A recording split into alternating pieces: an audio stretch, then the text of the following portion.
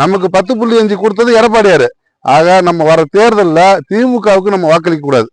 ஆனா இப்ப 100 நாள் வேலை திட்டம் செஞ்சுட்டு இருக்கிறீங்கல்ல, அதிமுக ஆட்சியில 100 நாள் வேலை திட்டம் செஞ்சா வாரம் நமக்கு பணம் வரும். இப்ப பணம் கரெக்டா கொடுக்குறாங்களா? இப்ப அதிமுக ஆட்சியில இப்ப திருப்பி வந்ததுன்னா 100 நாள் வேலை திட்டத்தை 150 நாள தரன்றாரு எடப்பாடியார். நமக்கு யார் ஆட்சிக்கு வரணும்?